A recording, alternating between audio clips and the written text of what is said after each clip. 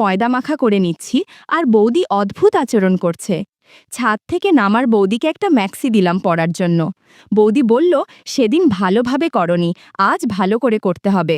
বৌদিকে না জানিয়ে জাম্বুরায় হাত দিতেই বৌদি বুঝতে পারল আমি কি চাচ্ছি, কিন্তু বৌদি আর বাধা দিল না। বন্ধুরা, ভাড়া বাড়িতে আসার পর থেকে বৌদির সাথে যা হলো যা ভুলা যাবে না। দুদিন হলো শিফট করেছি আমার নতুন ঠিকানায়। না বাড়ি থেকে তাড়িয়ে দেয়নি, এখানে থাকতে হচ্ছে পড়াশোনার জন্য। কলেজের পাশে মেস পাওয়া গিয়েছিল, কিন্তু মেসে থাকলে ছেলেমেয়েরা খারাপ হয়ে যায়, বদ সঙ্গে পড়ে, এই ভেবে বাবা মা মেস দেননি। তবে এখানেও মেসের থেকে ভালোই আছি আমি। বাড়ির 3 তলার একদিকে 2 কামরা ঘর আর অ্যাটাচ বাথরুম। রান্নার ব্যবস্থা নেই, তাই পাশের পাইস হোটেল খাবার নিয়ে নিই। দিব্যি ব্যবস্থা, মানিয়ে নিতে কোনো অসুবিধাই হয়নি। বাড়ির মালিক অনির্বান্দা ডাক্তার, যথেষ্ট হেল্পফুল। এর মধ্যে যতবার দেখা হয়েছে প্রত্যেকবার কুশল জিজ্ঞাসা করেছে। যাই হোক, নতুন জায়গা শুয়ে বসে কাটাবো না বলে জিন্সের উপর কুর্তাটা চাপালাম বেরোবো বলে। উদ্দেশ্য জায়গাটা একটু ঘুরে দেখা। দরজাটা লক করে নিচে নামছি, এমন সময় দোতলার কাছে সিঁড়িতে পায়ের শব্দ পেলাম। বৌদি মানে অনির্বাণবার স্ত্রীও দরজা লক করছে। আমাকে দেখেই পরিচিত কায়দায় হালকা হেসে জিজ্ঞাসা করল, বেরোচ্ছ নাকি? ভদ্রতাসূচক হেসে আমি বললাম, হ্যাঁ বেরোচ্ছি একটু, পড়া শুরু হয়নি এখনো, যাই এদিক ওদিক ঘুরে আসি। তুমিও বেরোচ্ছ? বলল, হ্যাঁ কয়েকটা শপিং বাকি আছে, করে নিয়ে আসি। আমি বললাম, ইফ ইউ ডোন্ট মাইন্ড আমি কি আসতে পারি তোমার সাথে? আমার কাজ নেই তেমন, ফ্রি আছি। বৌদি বলল, বাবা মাইন্ড করবে কেন, চলো কোনো ব্যাপার না, বরং একটু সময় কাটানো যাবে তোমার সাথে। বেরোলাম বৌদির সাথে। বৌদি টোটো নিচ্ছিল। আমি বললাম, খুব দূর না হলে হেঁটেই চলো না, সময় বেশি পাওয়া যাবে।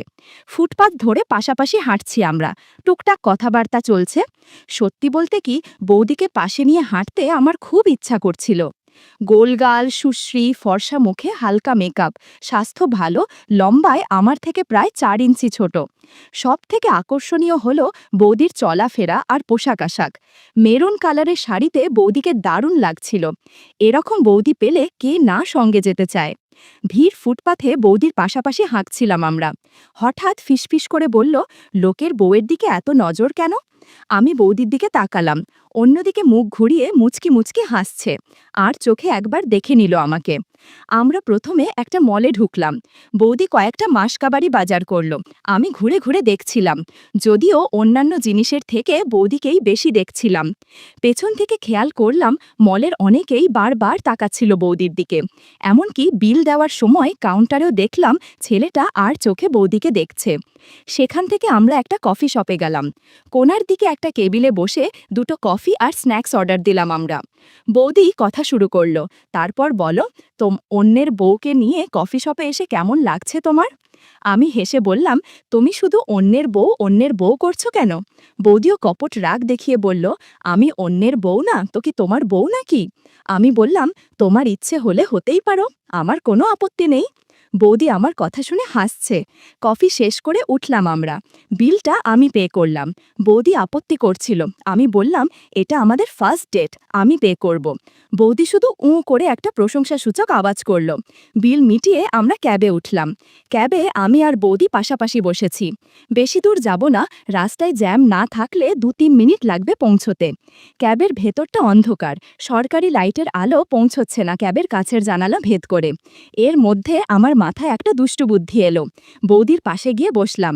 বৌদি অবাক হয়ে তাকালো আমার দিকে। বোধহয় এতটাও আশা করেনি আমার থেকে।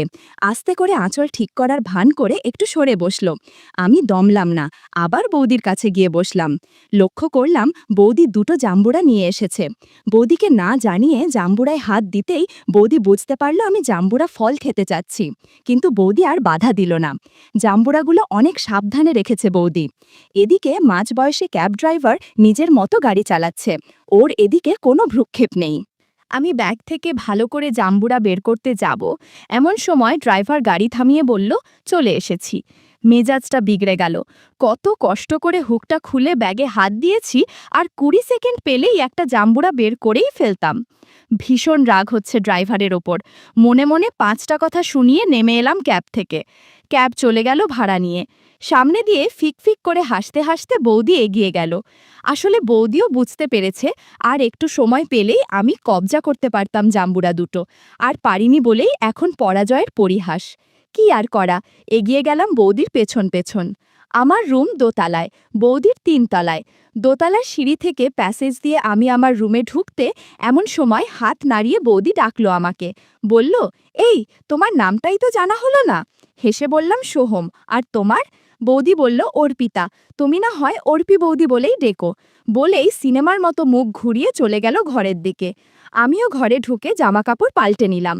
৮টা বাজে, একটু পরে খাবার খেতে যাব পাশের হোটেলে। হাতে এখনও ঘণ্টাখানেক ফাঁকা সময়। বিছানায় বসে মোবাইলটা হাতে নিয়ে ফেসবুক খুললাম। দেখি বৌদি ফ্রেন্ড রিকোয়েস্ট পাঠিয়েছে। অ্যাকসেপ্ট করে বৌদির প্রোফাইলটা ঘাঁটতে লাগলাম। ডিপিতে অনির্বাণদার সাথে বৌদির ছবি, কোনো রিসেপশনে গিয়ে তোলা মনে হয়। আর তেমন কোনো ছবি পোস্ট করা নেই। ভদ্র মার্জিত গৃহবধূর ফেসবুক প্রোফাইল যেরকম হয় ঠিক সেরকম। রাতে আর তেমন কিছুই ঘটল না। পরদিন সকালে খেয়ে এসে সিঁড়ি দিয়ে উঠছি, দেখি অনির্বাণদা নামছে দোতলা থেকে। বেরোচ্ছে বোধহয়, হাতে ব্রিফকেস আছে। আমাকে দেখে খুশি হয়ে বলল, কি ব্যাপার, সকাল সকাল ঘোরাঘুরি করছো? আমি বললাম, কি করব বলো, পড়া শুরু হয়নি এখনো, বেকার শুয়ে বসে কাটাচ্ছি। অনির্বাণদা বলল, বোর লাগলো দোতলায় চলে যাও, অর্পিও একা একা থাকে, তুমি থাকলে একটু কোম্পানি পাবে, আমি তো আর সময় দিতে পারি না তেমন, বলে আমার বেরিয়ে গেল। বুঝলাম অনির্বাণদা ভীষণ ব্যস্ত। কিসের ডাক্তার জানি না, তবে হাসপাতালে চাকরি করে, নার্সিংহোমও আছে, আবার প্রাইভেট প্র্যাকটিস করে কিনা কে জানে। এরকম ডাক্তারদের একটা প্রেমিকা নার্স থাকে, অনির্বাণদারও নিশ্চয়ই আছে, নয়তো নিজের এরকম বউকে এভাবে ফেলে থাকতে পারত না। যাই হোক, সুযোগ যখন পাওয়া গেছে এটা হাতছাড়া করা যাবে না। সিঁড়ি বেয়ে উঠে গেলাম ওপরে, সোজা ওদের দরজায় নক করলাম। বৌদি দরজা খুলে দিল। ঘরোয়া শাড়ি, ব্লাউজ পরা, মুখটা হালকা ঘামে ভেজা, বোধহয় কাজ করছিল। বোধহয় আমাকে এ সময় আশা করেনি, তবে বিরক্ত হয়েছে বলেও মনে হলো না। আমি ঢুকলাম ভেতরে, সাজানো গোছানো ড্রয়িং রুম। বৌদি আমাকে নিয়ে বসালো একটা সোফায়। বলল, তুমি বসো একটু, আমি রান্না চাকিয়ে এসেছি, না গেলে পুড়ে যাবে আবার। আমি বললাম, চলো তোমাকে রান্নার কাজে সাহায্য করি। বৌদি রান্নাঘরে নিয়ে গেল আমাকে। সত্যি রান্না চাপিয়েছে বৌদি, খুব সুন্দর একটা ঘ্রাণ বেরোচ্ছে মশলার। দেওয়ালে ঠেস দিয়ে দাঁড়িয়ে আমি বললাম, আমি তো ভাবলাম তুমি আমাকে তোমার প্রিয়জন বলবে। মিষ্টি একটা হাসির আভা ছড়িয়ে পড়ল বৌদির মুখে। আমার দিকে না তাকিয়েই খিলখিল করে হেসে বলল, তোমার সাথে বন্ধুত্ব করতে আমার বয়ই গেছে। আমি দাঁড়িয়েছিলাম বৌদির পেছনে। একটা আকাশি রঙের শাড়ি পরেছে বৌদি, তার সাথে গাঢ় নীল রঙের ব্লাউজ। ঘন চুলগুলো ঢেউ খেলে নেমে এসেছে কোমরের কাছাকাছি। আমি এগিয়ে গেলাম বৌদির দিকে, ভাবলাম বৌদির সাথে একটু রান্না করি। বৌদিকে সাহায্য করতেই বৌদি একটু চমকে গেল, বলল, আরে আরে, কি করছো, ছাড়ো, তোমার রান্না করতে হবে না। আমিও নাছোড়বান্দা, তাই সহজে ছাড়ছিলাম না। একটু পর বৌদি আর কিছু বলল না, কারণ মনে হয় বৌদি অনির্বাণদার কাছ থেকে এরকম সাহায্য কোনোদিন পাবেও না, হয়তো পাবেও না। অনির্বাণদা নিজের লাইফ নিয়ে ব্যস্ত, তার এসব করার সময় কোথায়? বৌদির আঁচ কমিয়ে কড়াইটা ঢাকা দিয়ে আমার রান্নার কাজে সম্মতি জানালো। বন্ধুরা, তোমরা বুঝেছ তো কিসের কথা বলছি? আমি আস্তে আস্তে রান্না করছি, আর বৌদি এনজয় করছে, কেননা কালকের অর্ধেক ফালে রাখা কাজটা আজকে সম্পূর্ণ করতে হবে আমাকে। প্রথমে ময়দা মাখা করে আমি এবার পরের মাংস কষানোর জন্য রেডি হলাম। এমন সময় বৌদির আচরণে কিছুটা অবাক হলাম। সাধারণত মেয়েরা সাহসী ছেলে পছন্দ করে, তাই যে কোনো বিষয়ে বাধা দেয়, বৌদিও নিশ্চয়ই ব্যতিক্রম নয়। বৌদি আমাকে বলল, এখন কোনো দুষ্টুমি না, আমি রান্না শেষ করি আগে। রান্না শেষ হলে তুমি তোমার মতো মাংস কষিয়ে নিও। এরপর বৌদি ঘুরে গিয়ে খুন্তি দিয়ে তরকারি নাড়তে লাগলো। বৌদির কাপড় একটু অগোছালো হয়ে আছে। বৌদির রান্না শেষ করে কাজ সারতে সারতে আরও মিনিট 15 লাগলো। কাজ সেরি বৌদি বলল, অনেক তো হলো, এবার মাংস কষাও, দেখি কত দক্ষ তুমি। এরপর আমি ধীরে ধীরে মাংস কষিয়ে নিলাম। কষানো মাংসের স্বাদ খুব ভালো লাগে। বন্ধুরা, তোমরা বুঝেছ তো কি বলতে চাচ্ছি? ঘণ্টাখানেক পর আমার রান্না শেষ হলো। বেশ ক্লান্ত লাগছিল। হঠাৎ চোখ পড়ল ঘড়ির দিকে। এ বাবা, এত বেজে গেল কখন? প্রায় দুপুরের খাবার সময় হয়ে এসেছে, অথচ আমার স্নান টান কিছুই হয়নি। এবার তো উঠতে হবে। বৌদির দিকে তাকালাম। বৌদিও খেয়াল করেছে সময়টা। অনির্বাণদা দুপুরে খেতে আসে অনেক সময়। যদি এখন চলে আসে তাহলে তো সমস্যা হবে। বৌদির অবশ্য তেমন বিরক্তি দেখলাম না, তবে মনে হয় বুঝতে পেরেছে আমার সমস্যাটা। আমি বললাম, বৌদি, দেরি হয়ে গেছে আজকে, আজ তবে আসি? বৌদি বলল, আবার কবে আসবে তুমি? আমি বললাম, আমি তো সেকেন্ড ফ্লোরেই থাকি, যে কোনো সমস্যায় ডাকতে পারো, চলে আসব। এরপর আমি সিঁড়ি দিয়ে নেমে আস্তে আস্তে পেছনে তাকালাম একবার। বৌদি বলল, আবার যখন রান্না করতে আসবে তখন খুন্তি দিয়ে ভালো করে ডাল নাড়বে, তাহলে সুস্বাদু হবে। আমি একবার মুচকি হেসে আমার ঘরে ফিরে এলাম। আমি আমার বাথরুমে ঢুকে শাওয়ারটা ছেড়ে দিলাম। শাওয়ারের নিচে দাঁড়িয়ে রান্না কথা ভাবছিলাম, আর নিজের ওপর রাগ হচ্ছিল, কেননা এত তাড়াতাড়ি রান্না শেষ করা ঠিক হয়নি। একটু পর স্নান করে বেরিয়ে নিচে নামছি, বুঝলাম অনির্বাণদা ফিরেছে। ভাগ্যিস চলে এসেছিলাম। সেদিন বিকেলে ছাদে পায়চারি করছি। আমার ঘরের একপাশে ছাদ। আমার ঘরটাকে চিলেকোঠা বলা যায়, তবে অ্যাটাচ বাথরুম আছে। পাশে রেলিং ঘেরা খোলা ছাদ। অনেকের ছাদে গাছ লাগানোর শখ থাকে, এদের সেটা নেই। ভাবছি দুটো চন্দ্রমল্লিকার চারা এনে লাগাবো কিনা। তখন সিঁড়িতে পায়ের শব্দ পেলাম, পাতলা শব্দ, যেন পা টিপে টিপে আসছে। আমি অবশ্য শুনতে পেলাম।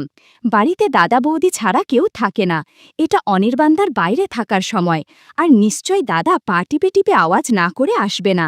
সুতরাং এটা বৌদি। আমি সিঁড়ির দিকে পিঠ দিয়ে দাঁড়িয়েছিলাম, তাই না ঘুরে কে আসছে দেখাটা আমার সম্ভব নয়। আমি মুখ ঘোরাইনি অবশ্য, ভাবখানা এমন কেউ আসছে টেরই পাইনি। হঠাৎ পেছন থেকে দুখানা হাত এসে আমার চোখ বন্ধ করে দিল। কে কে করে আমি লাফিয়ে উঠলাম। পেছন থেকে খিলখিল করে হেসে উঠল বৌদি।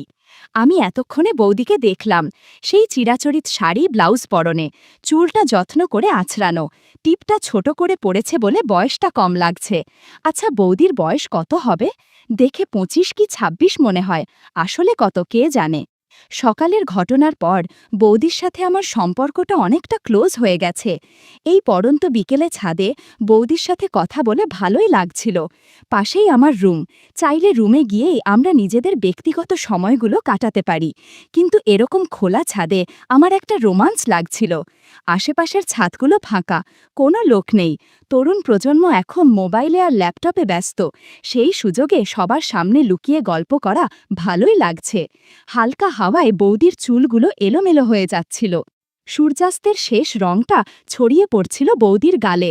অসম্ভব সুন্দরী লাগছিল বৌদিকে, চোখ ফেরাতে পেয়েছিলাম না আমি। বৌদিও বুঝতে পারছিল ব্যাপারটা, তাই বৌদিও অদ্ভুত দৃষ্টিতে তাকিয়েছিল আমার দিকে। বৌদি বলল, তোমার জন্য দুটো পেয়ারা এনেছি, খাবে নাকি? আমি বললাম, কেনই নয়। আমি ব্যাগ থেকে দুটো পেয়ারা নিয়ে খেতে শুরু করলাম। বৌদি বলল, না না, এখানে খেও না, কেউ যদি দেখতে পায় তাহলে সমস্যা হবে। আমি বললাম, তোমার ওসব নিয়ে কিচ্ছু চিন্তা করতে হবে না, আমি আছি তো। আমি বৌদির কোনো কথাই শুনলাম না, খোলা ছাদেই পেয়ারা খাচ্ছিলাম। বন্ধুরা, তোমরা বুঝেছ তো কি বলতে চাচ্ছি? হঠাৎ লক্ষ্য করলাম, কয়েকটা বাড়ির পরে একটা বাড়ির ছাদে একজন বৃদ্ধা মহিলা সবে ছাদে উঠেছেন। আমাদের উনি দেখেননি এখনো। আমি চোখের ইশারায় বৌদিকে দেখালাম সেটা। ওনাকে দেখা মাত্রই বৌদি একটু অস্বস্তিতে পড়ে গেল। কোনো রকমে বৌদি নিজেকে গুছিয়ে নিচে নেমে গেল, কথাও বলল না কোনো। বুঝলাম ভীষণ লজ্জা পেয়েছে বৌদি। ভাবলাম, না, এতটা রিস্ক নেওয়া আমারও ঠিক হয়নি। আমিও নিচে নেমে দেখলাম বৌদির শাড়ি কিছুটা নষ্ট হয়ে গিয়েছে, তড়ি ঘুরি করে নামতে গিয়ে। বৌদি বলল, একটা কাজ করো, আমি ছেঁড়া শাড়িটা রেখে দিচ্ছি, তুমি আলমারি থেকে আমাকে একটা নতুন কাপড় দাও। আমি অনেক খোঁজাখুঁজি করে বৌদিকে বললাম, এখানে শাড়ি নেই, শুধু একটা ম্যাক্সি আছে। বৌদি বলল, দাও, ওটাই পরে নিই। এরপর বৌদি ম্যাক্সিটা নিয়ে বাথরুমে চলে গেল। এদিকে আমি অপেক্ষা করছি কখন বৌদি আসবে। একটু পরে দেখলাম বৌদি বেরিয়েছে। এই প্রথম বৌদিকে ম্যাক্সিতে দেখছি। ঢিলে ঢালা, বেশ হালকা রঙের ম্যাক্সি। বৌদিকে বললাম, চলো আজকে আবার রান্না করা যাক। যেমন কথা তেমন কাজ। আমি আর বৌদি মিলে রান্নাঘরে ঢুকে রান্না শুরু করলাম। পেয়ারা খাচ্ছিলাম আর বৌদি খুন্তি দিয়ে ডাল নাড়ছিল।